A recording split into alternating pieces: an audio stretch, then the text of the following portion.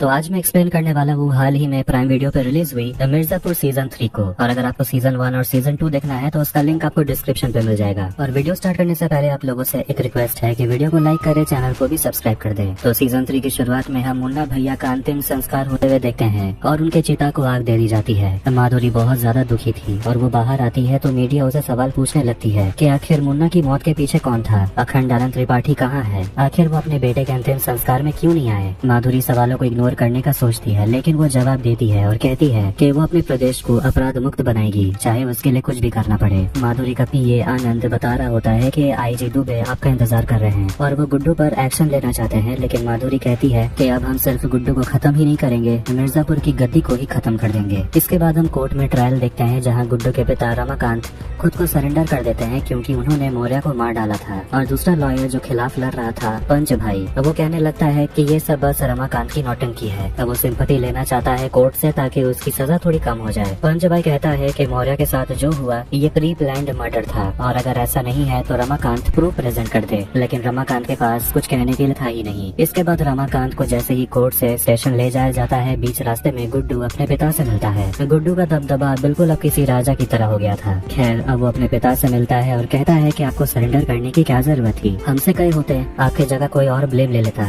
रमाकांत मना करता है और गुड्डू अपने पिता से कहता है कि आपको लड़ना होगा, कम से कम माँ के लिए, डिम्पी के लिए। दूसरी तरफ हम शरद को देखते हैं जो माधुरी से मिलने आता है और माफी मांगता है कि वो अंतिम संस्कार में नहीं आ पाया। माधुरी उससे पूछती है कि आप यहाँ आए क्यों हैं, तो वो माधुरी से कहता है कि हमारा सपोर्ट आपके साथ है, कभी हमारी भी हालत आपकी तरह हुआ करती थी, मैंने भी अपने पिता को खोया है, तब मेरे साथ मुन्ना खड़ा था। माधुरी कहती है कि हमें पता है आप क्या कहने की कोशिश कर रहे हैं, मगर ये बात जान लीजिए कि भय मुक्त प्रदेश में आपका जौनपुर भी आता है, इसलिए आपको किसी तरह की आजादी नहीं मिलने वाली। शरद उसे पूछता है कालीन भैया के बारे में, क्या उनकी कोई खबर मिली, तो वो लोग कहते हैं नहीं, मगर असली में वो शरद ही था जो सीजन 2 के लास्ट में शमशान घाट से कालीन भैया को बचाकर ले गया था। इसके बाद हम गोलू को देखते हैं जो एक जमीन की डील करने के लिए चाचा भतीजा से मिलने जाती है, जिनके आपस में बिल्कुल भी नहीं बनती, वो लोग बस लड़ते रहते हैं। और गोलू भतीजे राजू से बात करती है जो जमीन देने को राजी भी था, और गोलू कहती है अगर तुम्हारे अंकल नहीं मानेंगे तो उनका दोनों पैर हम काटेंगे, तुम चिंता मत करो। अब वो बाहर आती है तो कुछ लोग हथियार लेकर रास्ता घेर कर खड़े हो जाते हैं।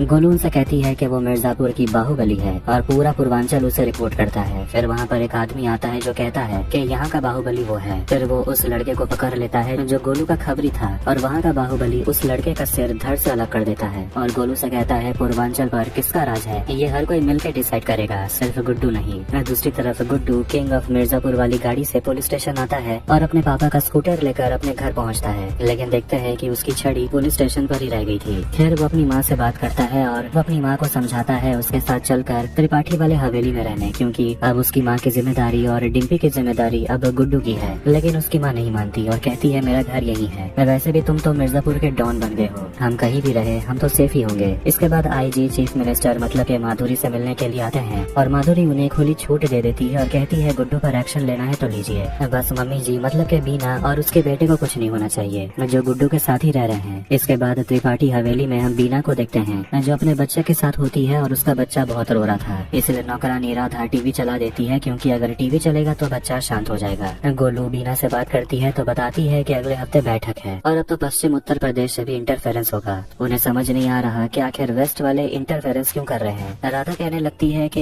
यहाँ तो यही चलन है, जब उनके यहाँ लीडर चुनना होता है तो यहाँ से लोग जाते हैं, मगर प्रॉब्लम यह है कि कालीन भैया की बॉडी मिली नहीं है और उनके बॉडी के बिना यहाँ के गद्दी पर हक जमाना मुश्किल होगा, इसलिए उन्हें कोई और तरीका सोचना होगा ताकि गुड्डू पूर्वांचल का लीडर बन पाए। बीना को लगता है कि कोई अंदर का ही आदमी है जो उन्हें छुपा कर रखा है। रात में दोनों गुड्डू से बात करते हैं और उन्हें समझाते हैं कि हमें दूसरी जगह के बाहुबलियों से हाथ मिलाना होगा ताकि हम अपना पोजीशन स्ट्रॉन्ग कर पाए। जौनपुर में शरद अपने लोगों के साथ बात कर रहा था जो गुड्डू का मजाक उड़ा रहे होते हैं कि वो तो पढ़ा लिखा भी नहीं है, तब वो मीटिंग में आएगा ही नहीं। शरद अपने लोगों से कह देता है कि आप लोगों का काम यही है कि बाकी के बाहुबलियों से मिलें और कुछ भी हो जाए कालीन भैया के लिए सिंपैथी जनरेट कीजिए। मगर शरद की माँ शकुंतला अपने बेटे को समझाती है कि ऐसे मौके पर तो राजा भी अपना हाथ पैर चलाते हैं, जाकर पश्चिम के मीडिएटर से मिलो। शरद मुनव्वर से मिलता है और मुनव्वर शरद के विचार और उसके बात करने के तरीके से काफी इम्प्रेस हो जाता है और कहता है कि तुम काफी स्मार्ट हो, समझदार लगते हो और ऐसे ही लीडर की जरूरत पूर्वांचल को है, क्या आप खुद में लीडर को देखते हैं। लेकिन शरद कुछ नहीं कहता। गुड्डू अपने राइट पैर का फिजियोथेरेपी करवा रहा था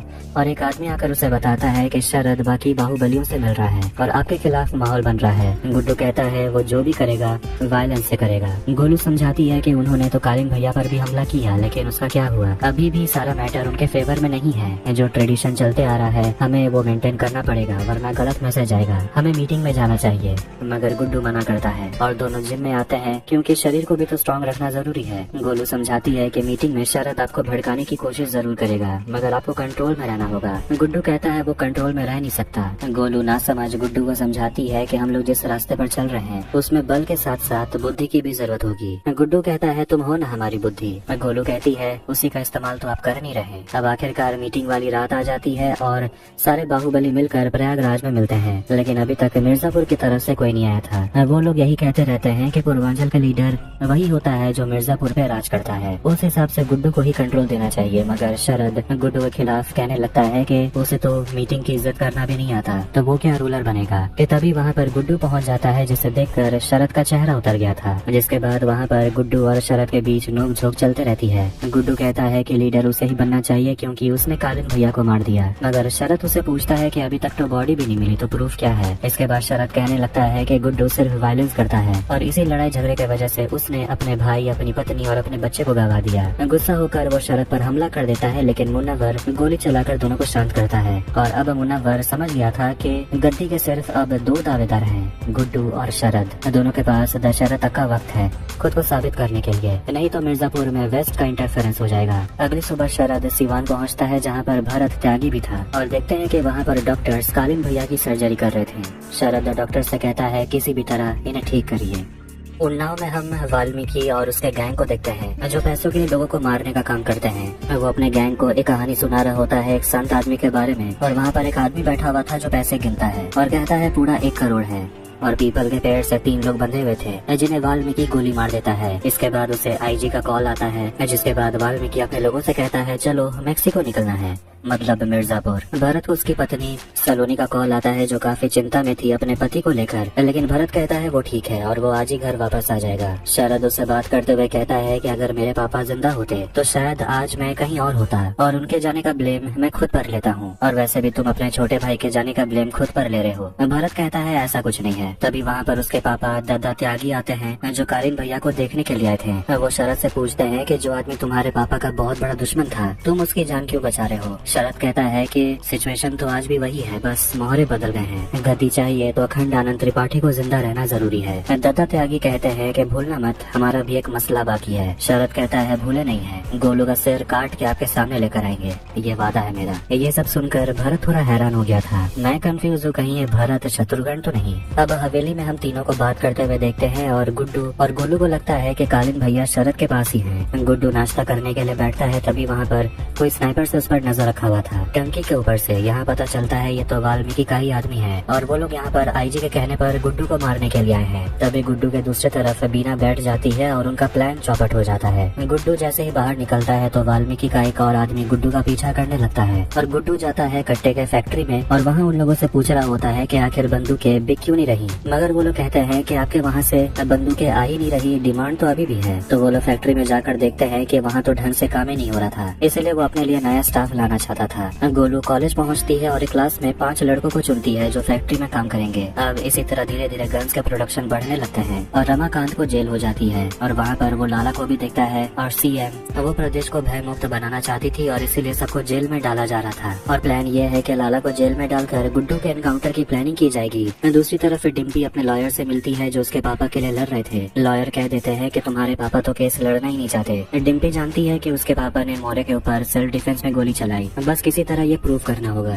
वहाँ गोलू के पापा परशुराम भी थे जो डिम्पी से पूछते हैं क्या गोलू और गुड्डू के बीच कुछ चल रहा है क्या। डिम्पी बताना नहीं चाहती थी और यहाँ हम गोलू और गुड्डू को देखते हैं जो एक साथ जिम कर रहे थे। शबनम अपने पापा से कहती है कि हम गुड्डू के इतने करीब नहीं जाते तो आपको ये दिन नहीं देखना पड़ता। लाला कहता है कि हम जिस बिजनेस में हैं यहाँ तो ये सब होना ही था, मगर मलाल बस इस बात का है कि हम तुम्हें इस दलदल से निकाल नहीं सकते। गोलू के पापा हवेली पहुँचते हैं और एक फाइल लेकर आए थे जो वो अपनी बेटी को दे देते हैं जो हिसाब किताब करने में बिजी थी। वो डॉक्यूमेंट से ये पता चलता है कि जेपी यादव ने ओपीएम के सारे खेत गुड्डू के नाम कर दिया था, मगर बेनिफिशियरी माधुरी है, मतलब कि अब गुड्डू लीगल तरीके से अफीम की डीलिंग नहीं कर पाएगा। बीना कहती है इलीगल हो या लीगल आपको तो अफीम से मतलब है, खेत से नहीं। आप पुराने लोगों से कांटेक्ट क्यों नहीं करते? गोलू कहती है लाला तो साथ देंगे नहीं। बीना कहती है उसकी बेटी तो बाहर है। परशुराम गोलू को सत्य प्रकाश यादव के बारे में बताता है जो एक कवि सम्मेलन में आने वाला है और उसी से जेपी यादव के बारे में पता चलेगा। दूसरी तरफ बीना अपनी नौकरानी से कहती है अफीम की एक पुड़िया का इंतजाम करने। शरद लाला से मिलने पहुँचता है जेल में और उनसे पूछता है कि सुना है आपका बेल अटका हुआ है, हम आपको बेल दिलवा सकते हैं। फिर वो लाला को भी अपनी तरफ करने की कोशिश करता है ये कहकर कि वो लाला को जेल से बाहर निकलवा लेगा, लेकिन बदले में लाला को अपना सारा अफीम का सप्लाई शरद को देना होगा, क्योंकि शरद जानता है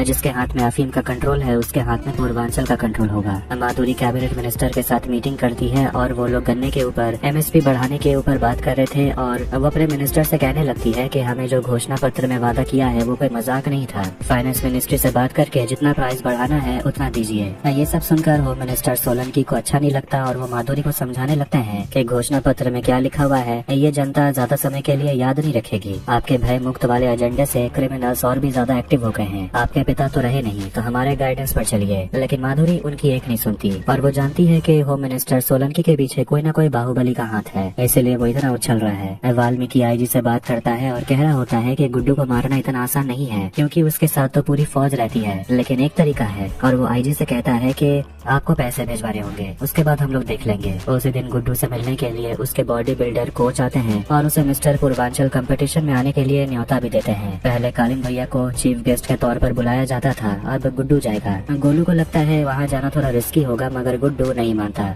और वो जाना चाहता है क्योंकि उसे बॉडी बिल्डिंग में बहुत ज्यादा इंटरेस्ट है। मगर गोलू भी जाना चाहती थी और कहती है कि हमारे आने तक इंतजार करिएगा। गोलू पहुंचती है भदोही में होने वाले कवि सम्मेलन में, जिसके बारे में उसके पापा ने उसे बताया था। वहाँ पर वो अपने टारगेट पर नजर रखी हुई थी और सत्य प्रकाश गोलू से मिलता है और वो उसे जेपी यादव का पता मांगती है जो कई दिनों से अंडरग्राउंड है, मगर सत्य प्रकाश को भी उसका पता नहीं पता।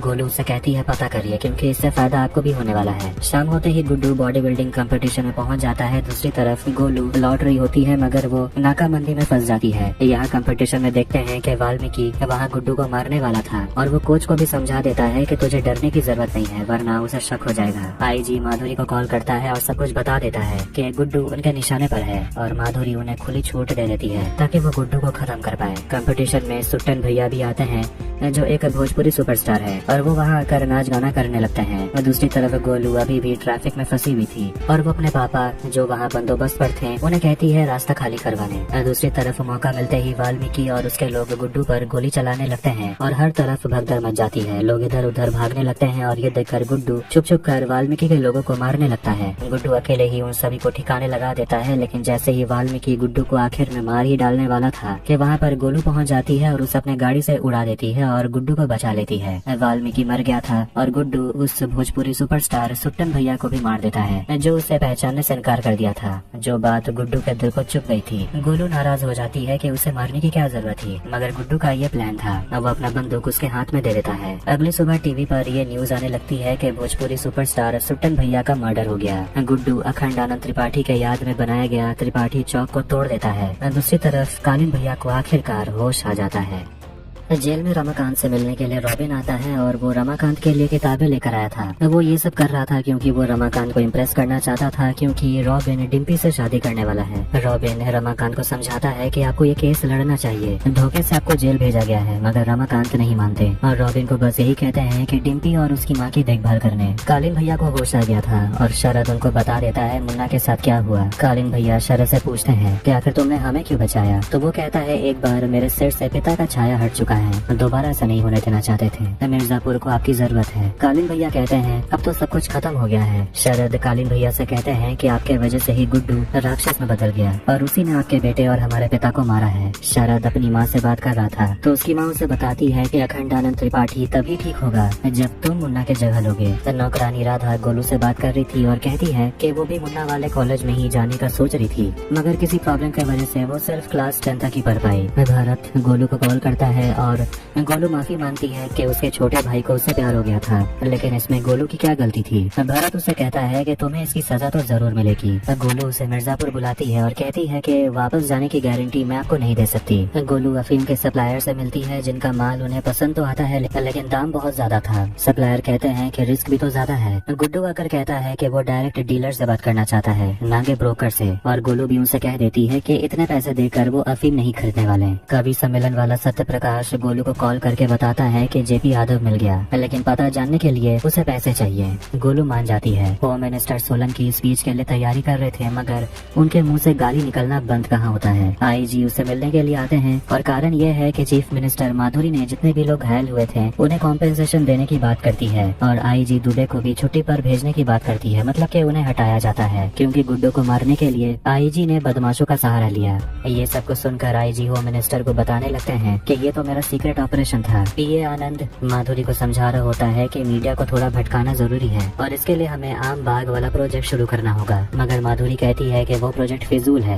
आनंद समझाता है कि आप भय मुक्त प्रदेश बनाने की बात करती हैं, आपको वैसे भी वोट मिल जाएगा सिंपैथी के दम पे। माधुरी पूछती है तो फिर इस प्रोजेक्ट के लिए फंड कहाँ से आएगा। आनंद कहता है कि फंड्स का जुगाड़ आपके चाचा करते थे, मगर अपने चाचा से माधुरी मदद नहीं लेना चाहती थी। अब इसका मतलब ये हुआ कि माधुरी को नए अलायंस के बारे में सोचना होगा, इसलिए माधुरी शरद से मिलती है जो हमेशा से माधुरी को ऑफर देने की बात कर रहा था। माधुरी कुछ दिनों के लिए गुड्डू को मारने के बारे में नहीं सोचना चाहती, लेकिन शरद उससे कहता है कि अगर उसे मारना है तो झुंड में मिलकर मारना होगा और लाला को अपने साइड करना होगा। माधुरी कहती है मगर लाला तो गुड्डू के साइड पहले से ही है। शरद बोलता है जहाँ मुनाफा है वहाँ लाला है। जेल में देखते हैं कि लाला रमाकांत से मिलने आता है और वो रमाकांत से कहता है कि अगर आपको यहाँ किसी भी चीज की जरूरत हो तो हमें बोलिएगा, मगर रमाकांत उसके झांसे में नहीं आता। लाला कहता है कि उन दोनों के यहाँ होने की वजह गुड्डू है, लेकिन गुड्डू को सजा नहीं मिल रही। रमाकांत उसे बोलता है कि हम दोनों भी क्रिमिनल्स ही हैं और क्रिमिनल को जेल आना तो पड़ता ही है। लाला उसे कहता है कि जेल में समय का पता नहीं चलता और धीरे धीरे तुम भी अपने असूलों को भूल जाओगे। जेल में सभी कैदियों को ड्यूटी दी जाती है और रमाकांत को किचन में काम करना होगा गेरुआ नाम के कैदी के साथ, जिससे सभी लोग रमाकांत को कहते हैं आप मना कर दीजिए क्योंकि गेरुआ बहुत खतरनाक आदमी है, कहते हैं कि वो नरभक्षी है। लेकिन ये सब सुनकर भी रमाकांत अपना डिसीजन नहीं बदलता। इसके बाद हम भरत त्यागी को देखते हैं जो अपने घर पर गिन्नी और अपनी पत्नी सलोनी के साथ होता है और रात में जब भरत अपनी पत्नी के साथ सो रहा था तो उसके पसीने छूटने लगते हैं। तभी भरत को अस्तबल से फोन आता है जिससे वो भी चौंक गया था कि भला अस्तबल में उसका कौन रहता है, लेकिन ये तो रेड लाइट एरिया से कॉल आया था जहाँ भरत हमेशा जाया करता था मजे के लिए। और यहाँ थोड़ा बहुत लगने लगता है कि ये भरत नहीं शायद शत्रुघ्न है। आपको क्या लगता है? दादा त्यागी कालीन भैया से मिलकर उन्हें थोड़ा पॉजिटिव सोचने को कहते हैं क्योंकि वो जिंदा बच गए और कहने लगते हैं कि हम दोनों की हालत तो एक जैसी ही है, हम दोनों ने अपने बेटों को खोया है। कालीन भैया कहते हैं कि हम अपने बेटे पर गर्व करते थे। दादा त्यागी कहते हैं कि उसके छोटे बेटे ने हमेशा उसे दुख दर्द दिया है, मरने के बाद भी उसे चैन नहीं आ रहा। ये सब सुनकर भरत को तो अच्छा नहीं लगता। गोलू को पता चलता है कि शरद आजकल बहुत ज्यादा बिहार आना जाना करता है और वो अपने लोगों से कहती है पता करने कि आखिर वो क्या करने जाता है वहाँ। माधुरी अपने लोगों से कहती है आम बाग वाला प्रोजेक्ट स्टार्ट करने, फंड की चिंता वो लोग ना करें। दूसरी तरफ हम देखते हैं कि माधुरी शरद को ओपीएम का खेत दे देती है जो पहले मुन्ना का हुआ करता था, लेकिन इसके बदले में आनंद शरद से 5 करोड़ रुपए मांगता है फंड के लिए। रमाकांत किचन में काम करने लगता है लेकिन गेरुआ वहाँ पर लड़ाई झगड़ा करते रहता है, लोग उससे बहुत ज्यादा डरते हैं। फिर एक दिन गेरुआ बाथरूम में रमाकांत को पकड़ लेता है और उसे पूछने लगता है कि आप बाकी वकीलों की तरह नहीं हैं, क्या आप हमारा काम करेंगे? रमाकांत मना कर देता है क्योंकि गेरुआ खूनी है। गेरुआ कहता है आपको वजह तो नहीं पता। वो बताने लगता है कि उसकी 9 साल की बेटी हुआ करती थी, लेकिन उसके मालिक के बेटे ने उसकी बेटे के साथ जबरदस्ती किया। बदले में गेरुआ ने बस अपने मालिक के बेटे को पीटा था और उन लोगों ने गेरुआ की बेटी को अगले दिन जला दिया। इसलिए गेरुआ ने अपने मालिक और उसके बेटे के साथ 3 लोगों को कुल्हाड़ी से काट डाला और वो रमाकांत से पूछता है कि आखिर मैंने ये किया तो गलत क्या किया। वो रमाकांत से मदद मांगता है एक मर्सी अपील डालने के लिए। शरद लाला को कॉल करता है और उसे कहने लगता है कि हम आपको बेल नहीं दिला सकते, लेकिन आपको आपका धंधा वापस जरूर दे सकते हैं। बस शर्त यह है कि आप अफीम की डील किसी और के साथ नहीं करिएगा।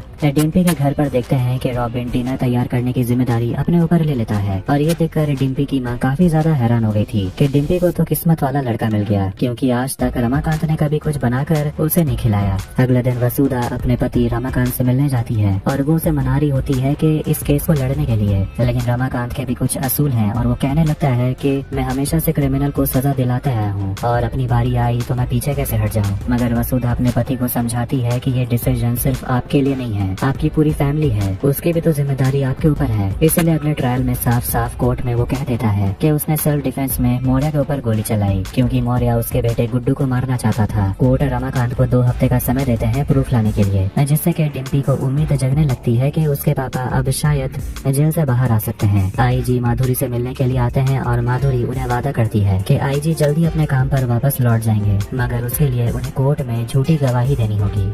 फिर हम भरत को देखते हैं जो अस्तबल मतलब के रेड लाइट एरिया पहुंच जाता है और पैसे देकर वो एक लड़की को पीटने लगता है और एक लड़की को अपने पास ही बैठाता है जो ये सब कुछ देख रही थी। फिर हम बलिया में देखते हैं जहाँ लाला के घर में रेड बढ़ जाती है और वहाँ पर मिस्टर प्यारे लाल आते हैं और शबनम उनसे कहने लगती है कि आपको पैसे भेज दिए गए थे, तो फिर ये सब क्यों हो रहा है। प्यारे लाल कहता है क्योंकि पुलिस मानने को तैयार ही नहीं है कि लाला ने ये व्यापार छोड़ दिया है। वो शबनम से कहता है अपने पिता को समझाने, नहीं तो प्यारे लाल इस बिजनेस का सारा नेटवर्क किसी और को दे देगा क्योंकि इस धंधे में बहुत लोगों का पैसा अटका हुआ है। दूसरी तरफ ट्रायल में हम देखते हैं कि रमाकांत जो खुद वकील है वो अपने तरफ से खुद के लिए लड़ रहा था और वो एसएसपी मौर्य की पत्नी से पूछताछ करता है और कोर्ट में उसे झूठा प्रूफ कर देता है और साथ साथ ये भी प्रूफ हो जाता है कि मौर्य और रमाकांत में कोई दुश्मनी नहीं थी और जो कुछ भी हुआ वो मर्डर तो नहीं था। फिर पंचबाई वहाँ पर आईजी को बुलाते हैं और शबनम अपने पिता से मिलने जाती है और उन्हें समझाती है कि अफीम का कंट्रोल किसी और के हाथ में ना देने, लेकिन लाला उसे कहने लगते हैं कि अब ये काम शरद संभालेगा। शबनम ये सब सुनकर खुश नहीं थी क्योंकि ये बिजनेस शबनम खुद संभालना चाहती थी, लेकिन लाला मना करते हैं।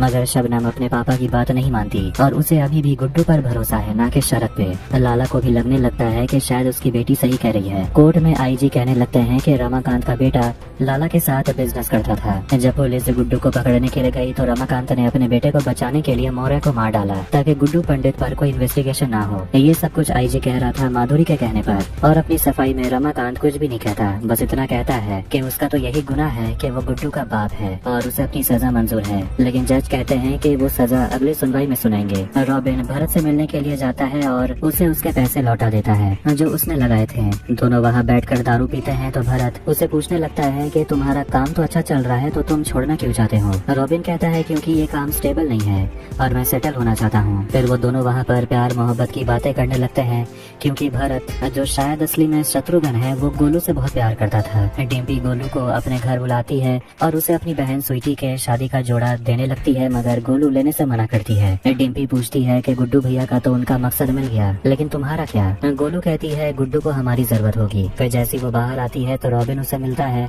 और वो रॉबिन से कहती है जल्दी अंदर जाइए, डिम्पी शादी का जोड़ा ट्राई कर रही है। गोलू जब हवेली आती है तो वहाँ पर शबनम आई हुई थी लिपि को लेकर, जिसके साथ गुड्डू खेल रहा था। गोलू को वहाँ देखकर शबनम के चेहरे से खुशी ही गायब हो गई थी और वहाँ पर वो एक ऑफर लेकर आई थी कि अफीम का कंट्रोल वो गुड्डू को देना चाहती थी, मगर गुड्डू मना करता है और कहता है शबनम को इन सब में नहीं पड़ना चाहिए क्योंकि इन रास्ते में सिर्फ मौत मिलती है। शबनम नाराज हो जाती है और कहती है कि ऑफर तो मुझे जौनपुर से भी आया था, फिर भी मैं आप लोगों के पास आई। तो ये सुनकर गुड्डू ऑफर के लिए मान जाता है और उसे ये डील क्लोज करने के लिए खुद जाना पड़ेगा नेपाल। ये सुनकर गोलू थोड़ी नाराज हो जाती है। इसके बाद गुड्डू काठमांडू जाने के लिए तैयार होता है और जाने से पहले गोलू उसे कह देती है कि जाइएगा तो डील क्रैक करके आइएगा। शबनम और गुड्डू काठमांडू पहुंचते हैं और वहाँ एक 5 स्टार होटल में आते हैं और अफीम के असली डीलर बैग से मिलते हैं। वहाँ वो लोग पोकर खेलते हैं और गुड्डू उन्हें इम्प्रेस कर लेता है और वो लोग डील के लिए मान जाते हैं। गुड्डू गोलू को कॉल करके खुशखबरी देता है और कहता है कि डील क्रैक हो गया और आज रात वो यहीं रुकेगा, कल सुबह वो वापस लौटेगा। तभी गुड्डू के कमरे में शबनम आती है डिनर करने के लिए। आधी रात में गोलू को उसके एक आदमी का कॉल आता है जो बता देता है कि त्रिपाठी सिवान में है और उसके साथ भरत भी बैठा हुआ था। लगता है कि भरत गोलू को सिवान में बुलाकर उसे फंसाना चाहता है। देखते हैं क्या होता है। गोलू गुड्डू को कॉल लगाती है बताने के लिए, लेकिन वो फोन ही नहीं उठा रहा था क्योंकि गुड्डू और शबनम का तो शुरू हो चुका था। इसीलिए गोलू अकेले सिवान जाने के लिए निकल पड़ती है।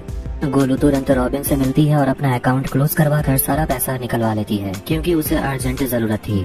रॉबिन जानता है गोलू कुछ करने के लिए जा रही है, इसीलिए वो उसे समझाता है कि रिस्क थोड़ा कम लेना चाहिए और वैसे भी आपके लाइन में तो रिस्क लेना मतलब परमानेंटली डिलीट हो जाना है। गोलू से कहती है रिस्क को ही तो परमानेंटली डिलीट करने जा रहे हैं। गोलू अपने लोगों के साथ प्लान बनाती है कि वो लोग सीवान जाएंगे क्योंकि उन्हें किसी पर अटैक करना है। वो सारा पैसा और हथियार उन लोगों को दे देती है और सुबह तक वो लोग सीवान पहुँच जाते हैं और एक खबरी की मदद से वो लोग कालीन भैया वाले जगह तक पहुँच जाते हैं। दरवाजे पर 2 लोग खड़े थे और उन दोनों बंदों को वो लोग मार देते हैं और अंदर घुस जाते हैं। गोलू कमरे के अंदर अखंड आनंद त्रिपाठी को देख लेती है और उसे देखकर वो बहुत खुश हो गई थी, लेकिन तभी उसे एहसास होने लगता है कि इतनी आसानी से वो इतनी करीब पहुंच गई, कुछ तो गड़बड़ है। कि तभी उन पर दूसरी जगह से फायरिंग होने लगती है और गोलू के सभी लोग मारे जाते हैं। गोलू भी बुरी तरह फंस गई थी, मगर वो ठान चुकी थी कि आज वो यहाँ तक पहुँची है तो वो अखंड आनंद को मार के ही जाएगी।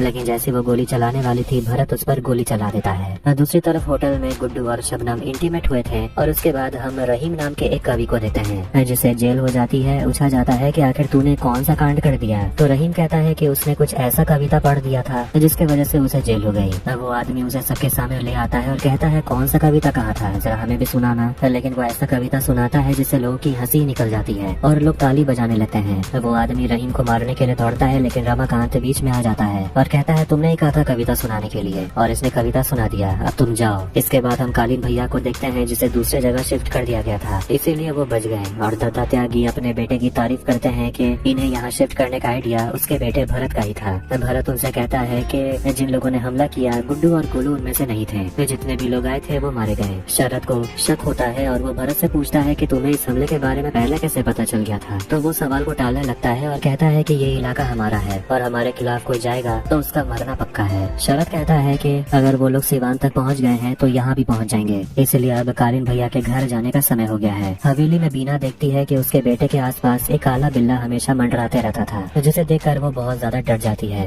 भरत से उसकी पत्नी पूछती है कि वो घर कब आएंगे, तो भरत बस बहाना मारते रहता है कि उसे यहाँ पर सिक्योरिटी देखना है। गुड्डू बीना के लिए तोहफा लेकर आया था और कहता है कि डील क्रैक हो गया, लेकिन वो चिंता में था क्योंकि गोलू कहीं दिख नहीं रही थी। तो फैक्ट्री में काम करने वाला एक बंदा कहता है ऐसा सुनने को मिला है कि गोलू कहीं अटैक करने की प्लानिंग कर रही थी। अब शरद कालीन भैया को अपने हवेली जौनपुर ले आता है, जहाँ शकुंतला आरती उतारकर उनका स्वागत करती है। तभी शरद को पता चलता है कि अब वो समय दूर नहीं जब गुड्डू को पता चल जाएगा कि कालीन भैया जौनपुर में ही है, इसीलिए वो गुड्डू से मिलता है और गुड्डू उसे जानना चाहता है कि गोलू कहाँ है।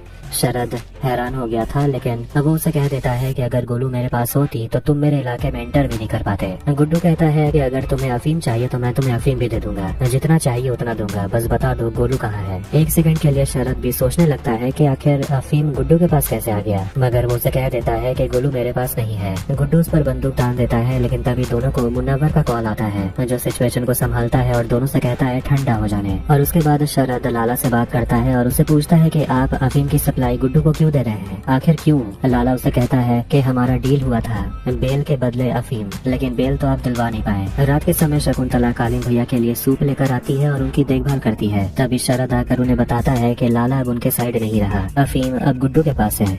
ये सुनकर कालीन भैया शरद को आइडिया देते हैं कि तुम अफीम को हाईजैक भी तो कर सकते हो। अफीम मिर्जापुर में पानी के रास्ते आता है, इसलिए वो माधुरी से मिलता है और शरद के फंड के वजह से अब आम बाग प्रोजेक्ट शुरू हो गया था, जिससे वो दोनों ही बहुत खुश थे। पिया आनंद पुलिस की मदद से नेपाल से नदी के रास्तों पर पुलिस की तैनाती करवा देता है ताकि गुड्डू का अफीम पकड़ा जाए। गुड्डू अभी भी गोलू की चिंता कर रहा था कि आखिर वो कहाँ चली गई है, उसके साथ क्या हुआ है। और परशुराम कहता है कि उसने FIR दर्ज करवा दिया है और फोन ट्रैक करने के बाद शायद कुछ पता चल जाए। बीना वहाँ पर आती है और गुड्डू को एक पुड़िया देती है और कहती है इससे स्ट्रेस थोड़ा कम हो जाएगा, मगर गुड्डू लेने से मना करता है और बीना कहती है कि आपको शरद को अफीम के बारे में नहीं बताना चाहिए था। बीना उसका हाथ पकड़ती है और कहती है गुड्डू को छोड़िए, अब वो ऐसे ही कहीं चली गई होगी, आप गद्दी के बारे में सोचिए। मगर गुड्डू बीना का हाथ हटाता है और कहता है कि गोलू के लिए अगर गद्दी छोड़ना भी पड़े तो हम ज्यादा नहीं सोचेंगे। बीना उसे पुड़िया देती है और वहाँ से चली जाती है। इसके बाद गुड्डू नशा करने लगता है। अब इसके बाद शरद के आदमी बदलापुर में गुड्डू के कंसाइनमेंट में आग लगा देते हैं और गुड्डू जो धीरे धीरे नशे में डूबते जा रहा था वो अपने ही लोगों को मार रहा था, क्योंकि उसे लगता है कि वो लोग शरद के साथ मिल चुके हैं, इसलिए उनका कंसाइनमेंट पकड़ा जा रहा है। वो एक आदमी को भी मारता है और उसके बेटे को पास बुलाता है और कहता है तेरा पिता बुजदिल था, इसलिए हमने उसे मार दिया, लेकिन मैं तेरा दुश्मन नहीं हूँ। अब उसे पूछता है तेरा नाम क्या है, तो छोटा लड़का कहता है मुन्ना। शरद समझ गया था कि जंग शुरू हो गई है और वो पीछे नहीं हटेगा। अखंड आनंद कहता है कि गुड्डू भस्मासुर बन गया है और वो खुद का ही नाश करेगा, करने दो जो करता है। लेकिन शरद चुप नहीं बैठना चाहता था। कालीन भैया कहते हैं कि गद्दी में वही बैठेगा जो वायलेंस करे नहीं बल्कि उसे रोके। मुन्ना तो बैठ नहीं पाया, इसलिए अब हम तुम्हें बैठाएंगे। मिर्जापुर के गद्दी के हकदार अब तुम हो। ये सब कुछ शकुंतला बाहर से सुन रही थी। खून खराबे को रोकने के लिए मुनव्वर गुड्डू से बात करता है, लेकिन गुड्डू कहता है कि जब तक गोलू नहीं मिलेगी खून खराबा नहीं रुकेगा। मुनव्वर ऑर्डर देता है रुक जाने के लिए, क्योंकि इसकी भरपाई पूरा पूर्वांचल करेगा। नेपाल से कंसाइनमेंट निकलता है, लेकिन रात होते होते पुलिस कंसाइनमेंट पकड़ लेती है। लेकिन प्यारे लाल हैरान हो जाता है क्योंकि उन्हें वहाँ पर कुछ भी नहीं मिलता। देखते हैं कि अफीम का सारा कंसाइनमेंट शबनम के घर पहुँच गया था। शबनम गुड्डू को बता रही होती है कि पुलिस उनके पीछे पड़ी हुई है और वो गुड्डू से कहती है कि उन्हें अपना रूट बदलना होगा। लेकिन गुड्डू बात को सीरियसली नहीं लेता, इसलिए दोनों के बीच थोड़ी सी कहासुनी हो जाती है और शबनम कहने लगती है कि शायद तुम्हारे बजाय मुझे जौनपुर चले जाना चाहिए था। अगली सुबह बीना गुड्डू को समझा रही होती है कि कालीन भैया कहा करते थे कि अफीम का रेट कंट्रोल करना है तो सप्लाई को कंट्रोल करना पड़ता है। गुड्डू कहता है कि अगर वो कम दाम में लोगों को अफीम नहीं बेचेगा तो नेपाल से सप्लाई आना रुक जाएगा। गुड्डू को आम लोगों के लिए दरबार रखने का भी मन नहीं कर रहा था, कहता है उसका मूड नहीं है। बीना कहती है मूड बनाया भी तो जा सकता है, मगर गुड्डू खुद को कंट्रोल करता है और कहता है कि वो दरबार कल रखवाएगा। शरद का एक सप्लायर जब माल को चखता है तो वो कहता है कि ये अफीम काफी अच्छे क्वालिटी का है, मगर ये बाजार में आ गया तो हमारा माल बिकना बंद हो जाएगा। शरद उनसे कहता है तो फिर इसे बिकने मत दीजिए। रहीम उटपटांग भाषा में पॉलिटिशियंस के ऊपर कविता लिखता है, इसीलिए उसे जेल में डाल दिया गया था। लेकिन ये कविता सुनकर रमाकांत को भी काफी हंसी आती है और वो रहीम से पूछता है कि आखिर तुम्हारे वकील ने कुछ किया कि नहीं तुम्हें बचाने के लिए। रहीम कहता है मेरे पास लॉयर रखने के लिए पैसे ही कहाँ हैं। वहाँ पर लाला आते हैं और रमाकांत से कहते हैं कि आपने कई लोगों के लिए अपील फाइल करके मदद की है, मेरी भी मदद कर दीजिए। भले ही लाला क्रिमिनल है लेकिन फिर भी वो मान जाता है और रमाकांत उसे कहता है कि मैं आपकी मदद कर दूंगा, स्टेट विटनेस बन जाइए, सजा भी कम हो जाएगी। इसके बाद हम आईजी दुबे को देखते हैं जो माधुरी से मिलने आता है और उन्हें उन लोगों का लिस्ट देता है जो सरकार के अंडर काम तो करते हैं मगर खाते हैं बाहुबलियों का। लिस्ट में होम मिनिस्टर सोलंकी का भी नाम था और माधुरी उसे अब मजा चखाना चाहती है। इसलिए अगले ही दिन खबर आती है कि चीफ मिनिस्टर माधुरी के कहने पर सारे जगह के एसपी चेंज कर दिए गए हैं। ये सब कुछ सुनकर होम मिनिस्टर तुरंत पहुंच जाते हैं मीटिंग में और माधुरी से पूछने लगते हैं कि ये सब तो हम करते थे, अगर हमारी जरूरत है ही नहीं तो हमें रखा किस लिए है। माधुरी कहती है तो फिर रिजाइन दे दीजिए, रोका किसने है, जिससे सोलंकी का भी मुंह बंद हो जाता है। हवेली में राधा को देखते हैं जो गोलू के कपड़े पहनकर काफी खुश लग रही थी और बीना के पूछने पर वो कहती है छोड़िए भी, वैसे भी वो कहाँ वापस आने वाली है। बीना कहती है ध्यान से, अगर गुड्डू सुन लिया तो वो पागल हो जाएगा। बीना बिल्ली को पकड़ने के लिए एक ट्रैप बनाती है। फिर हम गोलू को देखते हैं जिसे भरत ने कैद करके रखा है। वो उसके लिए चाउमीन लेकर आता है और वो उसके बुलेट वाले घाव पर अपना उंगली डालने लगता है जिससे गोलू चिल्लाने लगती है। तभी भरत को उसकी पत्नी सलोनी कॉल करती है जो उसे डिनर पर बुला रही थी और वो कहता है कि वो समय पर पहुंच जाएगा। लेकिन तभी वो देखता है गोलू चाउमीन खा रही थी और उसे भी कहीं न कहीं यकीन होने लगा था कि ये भरत नहीं बल्कि छोटा भाई शत्रुघ्न है जिसे गोलू से प्यार भी है। आधी रात में आनंद माधुरी को न्यूज दिखाता है कि पार्टी का पर्दाफाश हो गया। देखते हैं कि सीजन 2 में हमने देखा था कि माधुरी का जो पहले पति था वो मर गया था, लेकिन एक स्टिंग ऑपरेशन में एक हॉस्पिटल का एक डीन उसका वीडियो सामने आता है जो कहता है कि माधुरी का पति बेवड़ा था इसलिए वो मर गया। लेकिन सिंपैथी पैदा करने के लिए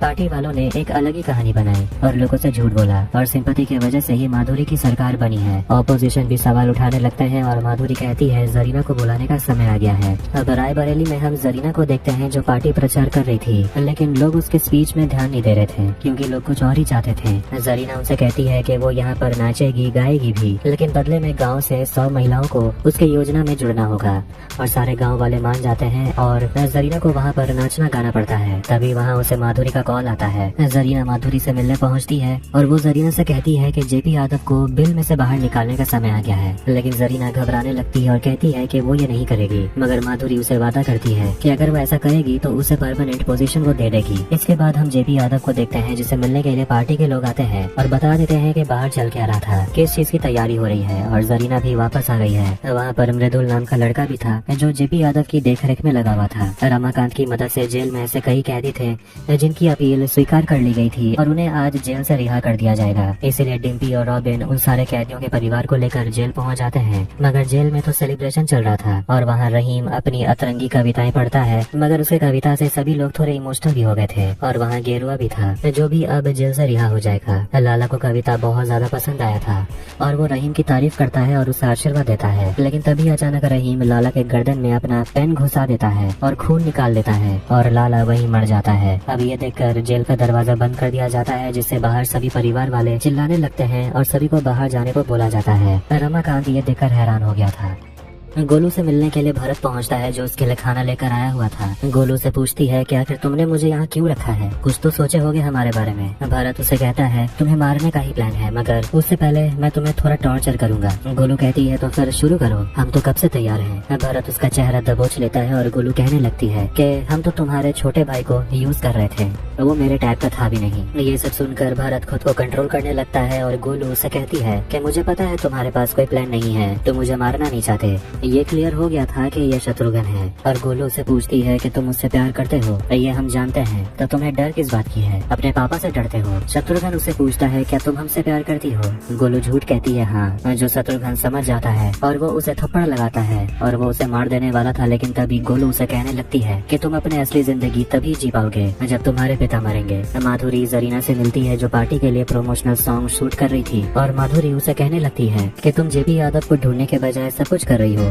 जरीना कहती है मुझ पर भरोसा रखिए। फिर वो माधुरी को लेकर चली जाती है गाना शूट कराने, और वहाँ पर पीए आनंद को बीना का कॉल आता है जो कहती है बहुत ही मुश्किल से फोन चुरा कर फोन कर रहे हैं हमें तुरंत यहाँ से बाहर निकालिए, समय बहुत कम है। ये तो फिर से पलट रही है। शकुंतला और कालीन भैया पत्ते खेल रहे होते हैं क्योंकि अब उनके पास करने को कुछ है नहीं। त्रिपाठी देखता है कि उसकी आंखें भी कमजोर हो गई हैं, जिससे वो काफी अपसेट हो गया था। शकुंतला उसे कहती है बुढ़ा गए हैं आप। शकुंतला को भी बीना का फोन आता है जो कहती है शरद से कहकर हमें यहाँ से निकलवाइए, समय बहुत कम है। फिर त्रिपाठी देखता है न्यूज़पेपर में और उसे पता चलता है कि लाला का मर्डर हो गया जेल में। शरद अपने डीलर के साथ दारू की सप्लाई के बारे में बात कर रहा था और वो डीलर बताता है कि 10 साल में पहली बार सिवान से हमें एडवांस में पैसे नहीं मिले क्योंकि भरत कहीं और ही बिजी है, इसीलिए वो बिजनेस में ध्यान नहीं दे पा रहा था। शरद को शक होने लगता है कि कुछ तो गड़बड़ है, और फैक्ट्री का कर्मचारी जो आज शहर आया था उसे शत्रुघ्न के बारे में आज ही पता चला, लेकिन वो शत्रुघ्न का फेवरेट चाट लेकर आया था जो वो दादा त्यागी को दे देता है। लेकिन ये देखकर भरत काफी गुस्सा हो गया था और कहता है यहाँ से जाने, लेकिन दादा चाट ले लेते हैं और भरत एक आदमी उसे कॉल करके बताता है कि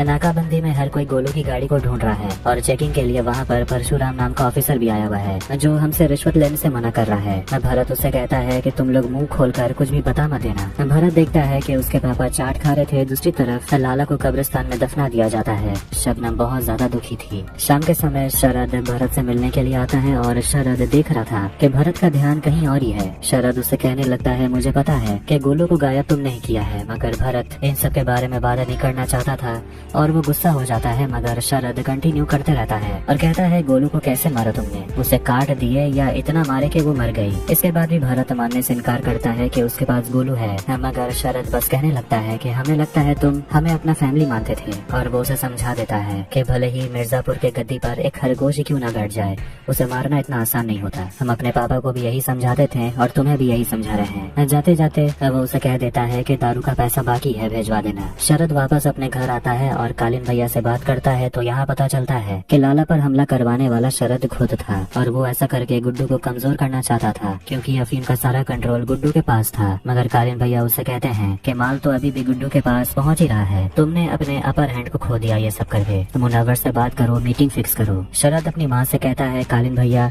हमसे गुस्सा है, लेकिन उसकी माँ कहती है वो गुस्सा नहीं है, बस डरे हुए हैं अपनी फैमिली के लिए।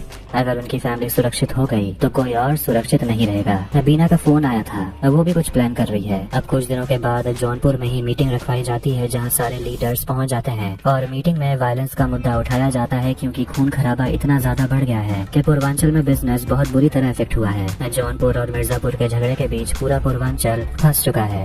वो कहता है कि गोलू वाला मुद्दा खत्म करिए क्योंकि गोलू हमारे पास नहीं है। शरद ये भी कहता है कि दशहरे तक शांति बनाए रखने और इस गद्दी को 2 हिस्से में बांट देना चाहिए, एक मिर्जापुर के लिए, एक जौनपुर के लिए। तो मुनव्वर अपनी रजामंदी दिखाता है। गुड्डू को भी आइडिया पसंद आता है क्योंकि इससे होगा ये कि जो भी झमेला है वो जौनपुर और मिर्जापुर आपस में मिलकर सुलझा लेंगे, भले ही वो तरीका कोई सा भी हो। बाकी के एरिया अपना काम आराम से कर पाएंगे। गुड्डू वहाँ से चला जाता है शांति प्रस्ताव के लिए एक प्रेजेंट रखकर, लेकिन जब शकुंतला सारी चीजों को खोलकर देख रही थी तो वो गुड्डू के दिए हुए बस्ते को खोलकर देखती है जिसमें उनके ही दारू के डीलर का कटा हुआ सिर था। दत्ता त्यागी भरत से पूछ रहे होते हैं कि आखिर दारू की डिलीवरी में इतनी देरी क्यों हो रही है। भरत बहाना मारता है कि शरद की तरफ से ही देरी हो रही है तो हम क्या कर सकते हैं। दत्ता त्यागी कहते हैं कि हमारे तरफ से पैसा जाएगा ही नहीं तो वो लोग माल भेजेंगे क्यों। फिर वो लोग गोलू के बारे में बात करते हैं और दत्ता त्यागी गोलू का कटा हुआ सिर अपने सामने चाहते थे तो भरत कहने लगता है कि हर कोई उसे ढूंढने की कोशिश कर रहा है, वो मिल ही नहीं रही है तो हम क्या कर सकते हैं। मगर वो देख रहे हैं कि भरत अपने काम पर ध्यान नहीं दे रहा था। उस दिन कालीन भैया वाले जगह पर हमला भी हो गया था, लेकिन किसने वो हमला करवाया इसके बारे में अभी तक पता नहीं चला। भरत कहता है सबसे पूछताछ तो हो गई है, लेकिन दत्ता त्यागी कहते हैं कि सबसे बात तुम नहीं किए हो। इसके बाद वेयर हाउस में देखते हैं कि दत्ता त्यागी ने भरत के लोगों को पकड़ के रखा था क्योंकि उनका मिर्जापुर में आना जाना होते रहता था। दरअसल ये लोग वही लोग हैं जिनके वजह से भरत ने गोलू को पकड़ा है। भरत मतलब कि शत्रुघ्न थोड़ा सा घबराया हुआ था कि कहीं उसका सच बाहर ना जाए गोलू के बारे में, और दत्ता त्यागी उन सभी को बहुत पीटते हैं, मगर भरत कहता है आप छोड़िए, मैं ये सब काम करता हूँ। हूँ। और वो अपने लोगों को धीरे से कहता है कि सभी के परिवार वालों की जिम्मेदारी वो लेगा, बस उनको मुंह नहीं खोलना है। भरत भी उनको बहुत पीटने लगता है और अपने पापा से कहता है इनको कुछ भी नहीं पता। मगर दत्ता त्यागी भरत से कहते हैं कि तुम मेरे इकलौते बेटे हो, वरना तुम्हें भी कब का मार दिया होता। फिर वो गोलू से मिलने के लिए जाता है और गोलू भी उसे कहने लगती है कि हम तो कब से तुम्हें सावधान कर रहे थे कि तुम्हारे पिताजी नहीं सोचेंगे तुम्हें मारने से पहले, जब उन्हें ये पता चलेगा कि तुम छोटे हो। गोलू से कहती है कि उसे मारकर कहानी यही खत्म करने, और वो धमकी देने लगती है गुड्डू को पता चल गया कि हमें मारने वाले तुम थे तो वो तुम्हारा क्या ही हाल करेगा, तुम सोच भी नहीं सकते। शत्रुघ्न उसे कहने लगता है कि तुम हमेशा से गुड्डू की ही थी शुरू से। गोलू हाँ कहती है और शत्रुघ्न गुस्सा हो जाता है और कहता है कि हम तुम्हें चाहते थे और तुम गुड्डू को चाहती थी, लेकिन अब किसी को भी कुछ नहीं मिलेगा। और वो गोलू पर बंदूक तान देता है और गोली चला देता है। भरत जो असली में शत्रुघ्न है देखते हैं कि वो अपने घर पर ही होता है, और तभी उसकी पत्नी सलोनी देखती है कि भरत के हाथ में चोट लगी हुई है। और सलोनी गुस्सा हो जाती है, कहने लगती है कि आप पहले बताए क्यों नहीं, हम पूछते नहीं है तो आप कुछ बोलते भी नहीं है। अब वो दवाई लगाने लगती है और सलोनी कहती है कि यहाँ आपको सबकी जरूरत है, खासकर मुझे। जिसके बाद वो दोनों रोमांस करने लगते हैं और शत्रुघ्न भूल जाता है कि सलोनी उसकी भाभी है। गुड्डू पहुंचता है कचरे के पहाड़ के पास, और ये जगह मिर्जापुर जौनपुर के बॉर्डर में था। वहाँ पर एक बॉडी मिली थी और पुलिस बताते हैं कि ये गोलू है, क्योंकि कपड़े जूते सब मैच करते हैं, और गोलू की गाड़ी भी सामने ही मिली। गुड्डू गुस्से में आग बबूला हो रहा था और परशुराम का भी रो रो कर बुरा हाल था। उन्होंने पहले भी अपनी बेटी को खो दिया और अब दूसरी भी चली गई, इसीलिए वो खुद को गोली मार लेता है। रमाकांत रहीम से मिलता है और उसे पूछता है कि आखिर तुमने लाला को क्यों मारा। अब वो कहता है मुझे ऑफर मिला था। रमाकांत उसे कहता है अब तुम जिंदगी भर जेल में सड़ोगे। रहीम कहता है कि बाहर उसकी जिंदगी कौन सी अच्छी थी। रमाकांत उसे समझाता है कि यहाँ से बाहर निकलते तो तुम्हारी जिंदगी अच्छी हो जाती, तुम में हुनर है। मगर वो कहता है कि मुझे जौनपुर से अच्छा ऑफर मिला था, इसलिए मैंने ये काम कर दिया। गोलू के मरने के बाद गुड्डू सिर्फ नशा करता है और बॉडी बिल्डिंग करता है। गुड्डू अपनी बहन डिम्पी से मिलने के लिए जाता है जो बच्चों को पढ़ा रही थी। कालीन भैया शरद को समझा रहे होते हैं कि गोलू के बॉडी को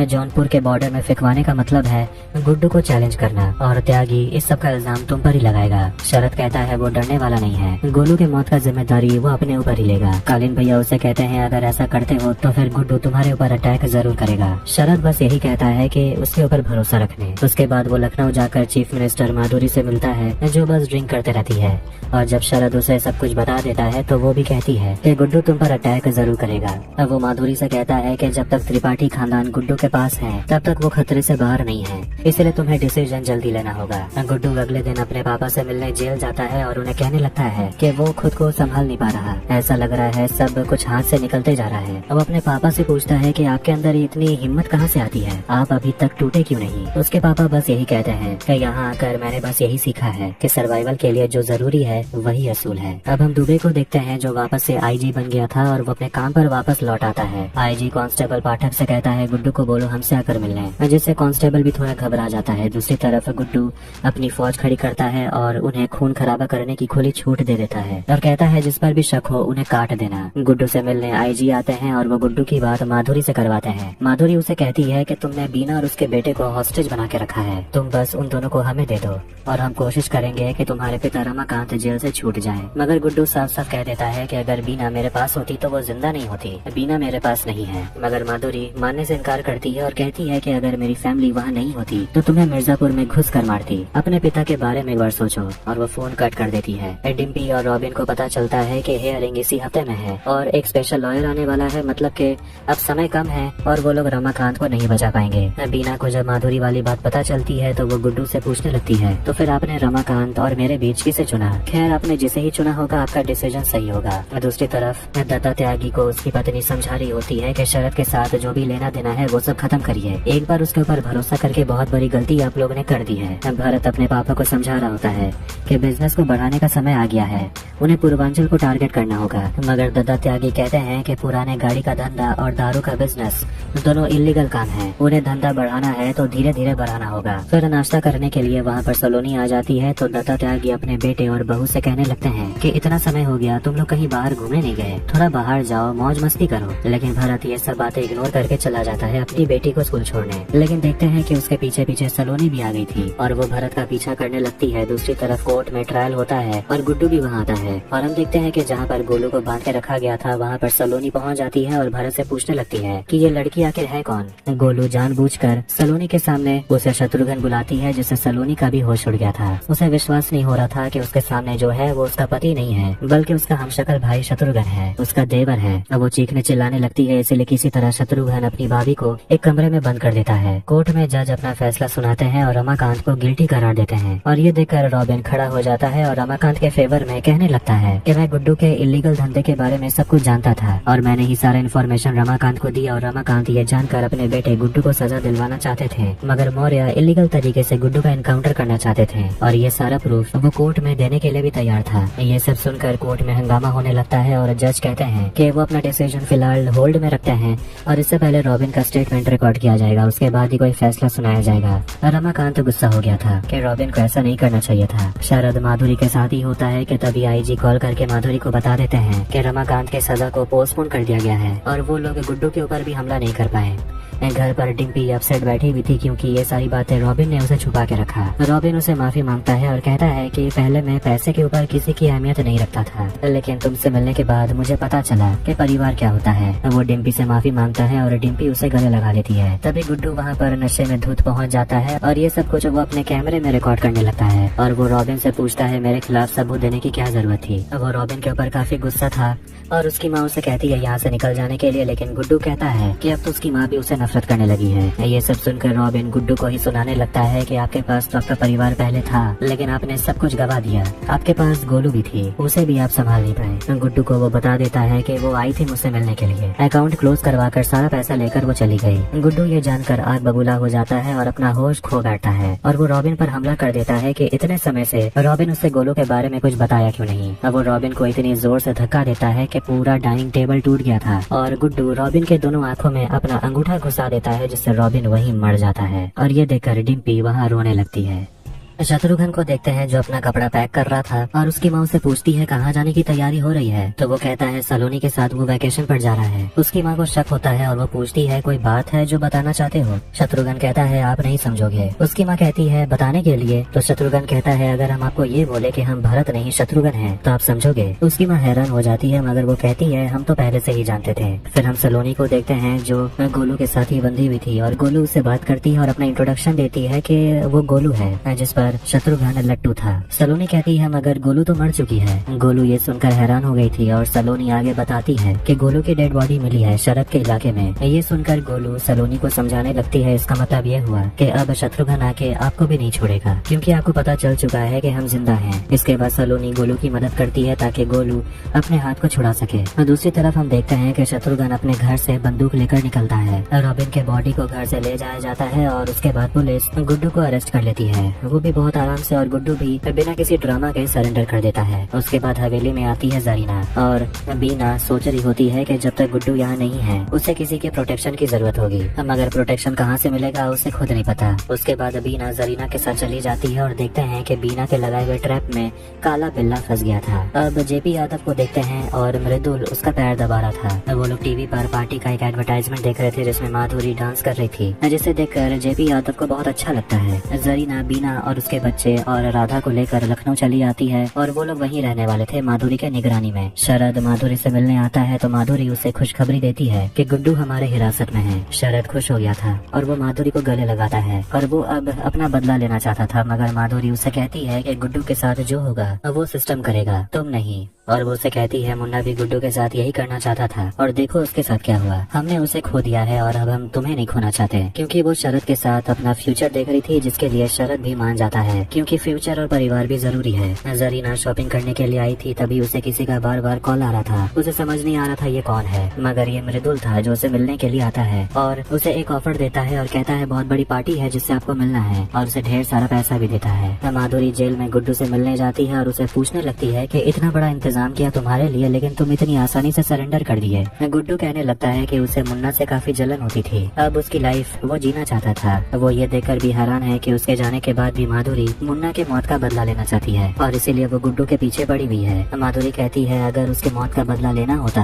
तो अब तक तुम जिंदा नहीं होते। शत्रुघ्न वापस गोलू से मिलने के लिए आता है और वो सलोनी से कहता है चलने के लिए, और वो कहने लगता है कि वो अपने अंदर से शत्रुघ्न को मार चुका है, अब वो पूरी तरह से भरत बन गया है, इसलिए वो गोलू को मारने से पहले एक बार नहीं सोचेगा। जैसे ही सलोनी आगे बढ़ती है, गोलू जिसका हाथ पहले से ही खुल चुका था, वो भागने की कोशिश करती है और सलोनी को मार देती है और शत्रुघ्न की तरफ धक्का देकर वहाँ से चली जाती है। शत्रुघ्न गोलू पर गोली चलाता है जो उसे कंधे में गोली लग जाती है, लेकिन वो वहाँ से भाग निकलती है और शत्रुघ्न देखता है कि सलोनी मर चुकी थी। गुड्डू को लखनऊ जेल में रखा जाता है, लेकिन उसके अंदर आते ही कुछ लोग उसे घेर लेते हैं और मिलकर उस पर हमला करते हैं, मगर गुड्डू उनसे लड़ता है और उन सभी को हरा देता है। मगर आखिर में वहाँ पर एक बहुत ही लंबा चौड़ा आदमी आता है जो बेरहमी से गुड्डू पर हमला करता है और उसे बहुत बुरी तरह घायल कर देता है, और ये सब देखकर पुलिस भी कुछ नहीं कर रहे थे। एक पुलिस वाला वहाँ आता है और गुड्डू का तस्वीर खींचता है। फिर हम मुनव्वर को देखते हैं जो मिस्टर हकीम से बात कर रहे थे और उसे कहने लगते हैं कि समय आ गया है पूर्वांचल में राज करने का। शकुंतला अपने बेटे पर बहुत गर्व कर रही थी क्योंकि आज शरद ने जो हासिल कर लिया है वो तो उसके पिता ने भी नहीं कर पाया था। शरद आगे का प्लान बताता है कि वो मिर्जापुर के गद्दी पर बैठना चाहता है और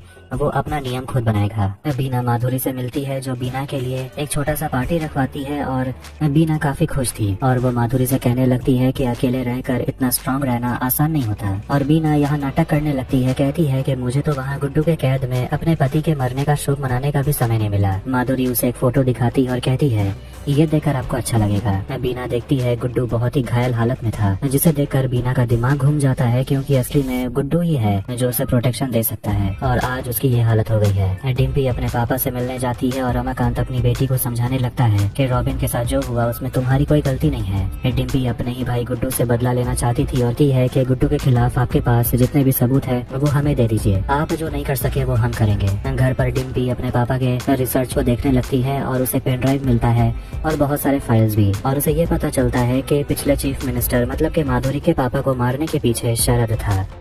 मिर्जापुर के गन फैक्ट्री में देखते हैं कि सारे कर्मचारी काम छोड़कर जाना चाहते थे क्योंकि उनके मालिक काम पर ध्यान नहीं दे रहे हैं क्योंकि वो जेल में है और गोलू भी नहीं है। अब वो लोग सुपरवाइजर से कहते हैं हमें हमारा पैसा दे दीजिए कि तभी वहाँ पर घायल हालत में गोलू पहुँच जाती है, जिसे वहाँ देखकर वर्कर्स कहने लगते हैं कि अब वो लोग कहीं नहीं जाएंगे। इसके बाद गोलू अपने जख्म को धोती है और हाथ को काट के निकालती है। तो वो न्यूज़पेपर में देखती है तो उसे पता चलता है कि उसके यहाँ ना रहते काफी कुछ हो चुका है। गुड्डू भैया जेल में बंद है, जिससे वो भी हैरान थी। इसके बाद तुरंत गोलू सत्य प्रकाश को कॉल करती है जो गोलू की आवाज सुनकर हैरान हो गया था क्योंकि सभी को यही लगता था कि गोलू मर गई है। गोलू उनसे कहती है जेपी यादव के साथ मीटिंग करनी है, मीटिंग फिक्स करवाइए, पैसे आपको मिल जाएंगे। इसके बाद वाराणसी में जरीना और मृदुल को देखते हैं जो पहुंच जाते हैं जेपी यादव से मिलने के लिए, जिसे सामने देखकर जरीना बहुत ज्यादा घबराने लगती है क्योंकि वो जरीना को पहले मोलेस्ट कर चुका है। जेपी यादव जरीना से कहता है घबराने के लिए नहीं क्योंकि अब वो आध्यात्मिक आदमी बन चुका है। खैर वो लोग काम की बात करते हैं तो जेपी यादव जरीना से पूछता है कितने में बिकेंगी माधुरी और उसकी सरकार को, आपको गिराना है। जरीना उसके पास जाकर बैठती है और कहती है वो ये काम कर देगी लेकिन चीफ मिनिस्टर वो बनेगी। यादव उससे पूछता है तो फिर आपको पैसे तो मिल गए होंगे। इसके बाद वो लोग बिल्कुल पहले की तरह दोनों शुरू हो जाते हैं और कुछ समय के बाद वहाँ पर मृदुल भी आ जाता है। इसके बाद एक जनसभा में हम माधुरी को देखते हैं जहाँ वो स्पीच दे रही होती है और जरीना कुछ एमएलए को लेकर वहाँ से जा रही थी। उसे खुशवाहा का कॉल आता है जो अगला सीएम बनने का सपना देख रहा था और जरीना उसे कहती है कि वो पहुँच रही है,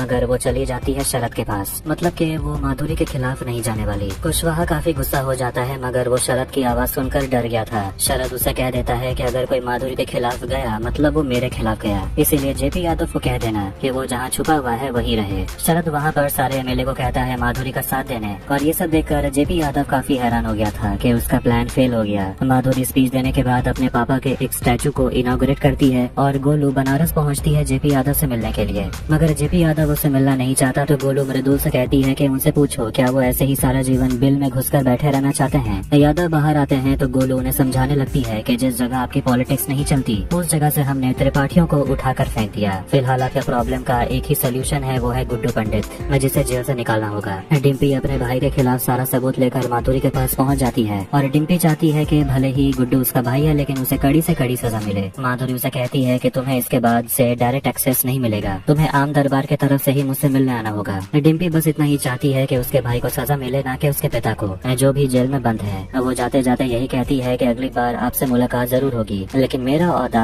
आम लोगों से ज्यादा ही होगा। शाम के समय शरद माधुरी से मिलने के लिए आता है और उसे विश्वास दिलाता है कि तुम्हारे खिलाफ कोई नहीं जाएगा, क्योंकि अपोजिशन की तरफ कोई है ही नहीं। एमएलए हमारे तरफ है, तो तुम भय मुक्त प्रदेश बनाने में ध्यान दो। माधुरी उससे जानना चाहती थी कि आखिर शरद ने उसके पापा का एक्सीडेंट क्यों करवाया। शरद उससे कहता है कि मैं जो करता हूँ वो सोच समझ के करता हूँ। अब माधुरी को वो बता देता है कि कालीन भैया जिंदा हैं, और वो ये भी कहता है कि हमने जो कुछ भी किया तुम्हें चोट पहुंचाने के लिए नहीं किया। माधुरी पापा जी से मतलब के कालीन भैया से मिलना चाहती थी। माधुरी बीना से मिलने जाती है और बीना माधुरी से कहने लगती है कि मैं भी तुमसे मिलना चाहती थी, और अपनी वो ख्वाहिश रखती है कि मिर्जापुर वो चलाना चाहती है, क्योंकि आगे चलकर मिर्जापुर उसका बेटा भी तो संभालेगा। माधुरी तो ये बताने के लिए आई थी कि कालीन भैया जिंदा है, लेकिन बीना कहने लगती है कि उनका जिंदा बचना नामुमकिन है, 3 गोली लगी थी उन्हें। माधुरी पूछती है आपको कैसे पता था कि उन्हें 3 ही गोली लगी थी।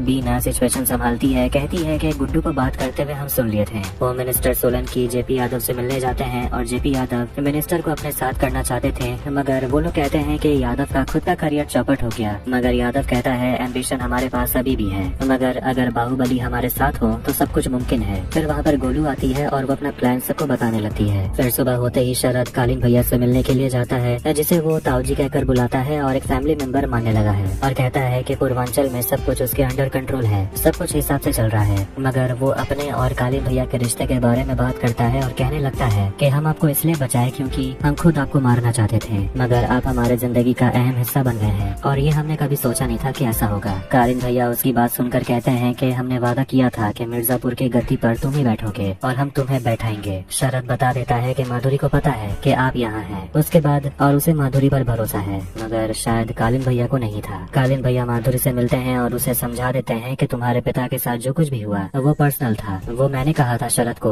उन्हें मारने के लिए। अब गद्दी पर शरद को हम ही बैठाएंगे। मगर माधुरी ये कहकर चली जाती है कि गुड्डू उसके कस्टडी में है, और अगर गुड्डू चाहिए तो वो करना पड़ेगा जो माधुरी कहेगी। प्रयागराज में मुनव्वर के घर पर एक बैठक होती है और सभी लोग वहाँ पर आते हैं, और मुनव्वर कहता है कि अगले ही दिन पूरब के बाहुबली का ऐलान होगा, और वो फिलहाल के लिए कहते हैं कि पूर्वांचल की हालत अभी ठीक नहीं है और उसे खड़े होने में थोड़ा समय भी लगेगा। तब तक के लिए पूर्वांचल पश्चिम के इंटरफेरेंस में ही रहेगा। शरद थोड़ा सा नाराज हो गया था, मतलब ये हुआ है कि अगर शरद मिर्जापुर का राजा बन भी गया तब भी सारे डिसीजंस के बारे में पहले मुनव्वर से उसे बात करना होगा। बैठक में अखंड आनंद पहुंच जाता है, जिसे देखकर सभी लोग पैर छूने लगते हैं, और दूसरी तरफ शरद अभी भी गुस्से में था और मुनव्वर को सुनाया जा रहा था और उसकी बेइज्जती भी करता है। अखंड आनंद को देखकर सभी लोग हैरान हो गए थे और मुनव्वर अपनी बात वापस ले लेता है और कहने लगता है कि अब तो पूर्वांचल के लीडर कालीन भैया ही हैं। लेकिन कालीन भैया वहाँ पर ऐलान कर देते हैं कि मिर्जापुर का अगला राजा कौन होगा, वो कोई और नहीं बल्कि शरद होगा, जिसे सुनकर मुनव्वर खुश नहीं लग रहा था। मगर तभी अचानक कालीन भैया कहते हैं कि शरद मिर्जापुर का आखिरी राजा होगा, और ये कहकर वो शरद को ही गोली मारकर वही खत्म कर देते हैं, और वो मुनव्वर को ढाल बनाकर चारों तरफ गोली चलाने लगते हैं और सबको मार देते हैं, और मुनव्वर को भी आखिरी में वो गोली मारकर वही खत्म कर देते हैं। फिर वहाँ पर पुलिस पहुँच जाती है, कालीन भैया को पकड़ने के लिए नहीं, क्योंकि अब वो लोग तो चीफ मिनिस्टर के लिए काम कर रहे थे। शरद अभी भी जिंदा था, मगर वो बहुत बुरी तरह घायल हो गया था। उसके साथ बड़ा धोखा हुआ है और कालीन भैया ने विश्वासघात किया। शरद किसी तरह राजा की कुर्सी पर जाकर बैठता है, और इस तरह कालीन भैया ने अपना वादा भी पूरा किया कि जो उसने कहा था कि वो शरद को कुर्सी पर खुद बैठाएगा। इसके बाद कालीन भैया और पुलिस वहाँ से चली जाती है, शरद को वैसे ही घायल हालत में अकेला छोड़कर। माधुरी बीना को कालीन भैया से मिलाती है, जिससे वो अपने सामने देखकर बहुत ज्यादा डर रही थी, क्योंकि कहीं न कहीं कालीन भैया पर हमला करवाने के पीछे उसका भी हाथ था। मगर कालीन भैया अपने बेटे को देखकर काफी खुश थे और बीना को भी गले लगाते हैं, क्योंकि फिलहाल उन्हें बीना के असली चेहरे के बारे में नहीं पता था। उसके बाद कालीन भैया जेल जाते हैं गुड्डू से मिलने के लिए, लेकिन गुड्डू जेल में नहीं था। यहाँ हम देखते हैं कि शकुंतला ने बिल्कुल सही कहा था कि अगर अखंड आनंद का परिवार सेफ हो गया तो अखंड आनंद किसी को नहीं छोड़ेगा, और यही हो रहा है। इसके बाद हम देखते हैं कि गोलू गुड्डू को जेल से बाहर निकलवा लेती है, और गुड्डू गोलू को जिंदा देकर चौंक गया था और वो खुश भी था,